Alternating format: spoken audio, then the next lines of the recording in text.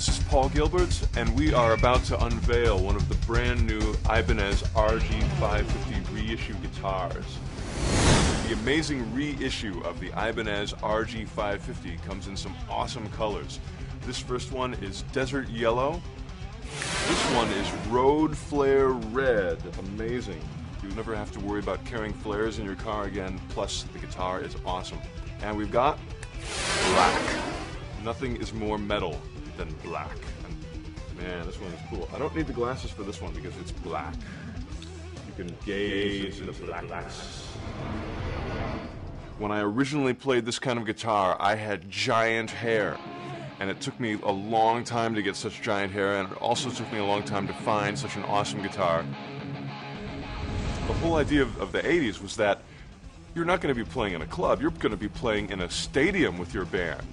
You know, you want to be the biggest band in the world, you want to be playing stadiums, giant venues, and in order to be seen from the way back rows of the stadium, you're going to have a bright guitar. So this was so loud in color that you didn't even need the video projection screen. You could just look at an awesome Ibanez RG guitar and it would project both sonically and visually to the back rows of the stadium.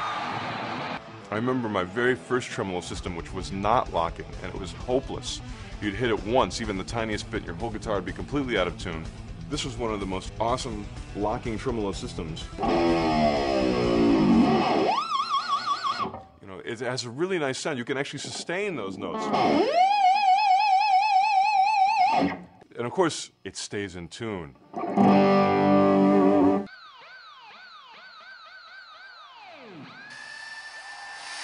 Here we are in the Ibanez custom shop. Ah, the smell of wood.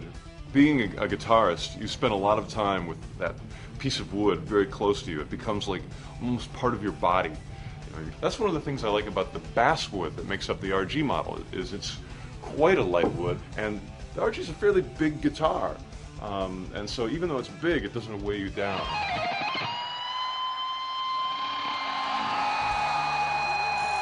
The signature features of Ibanez guitars is they're just a dream to play. That very little effort is needed because they play so well, they're set up so well right off the rack.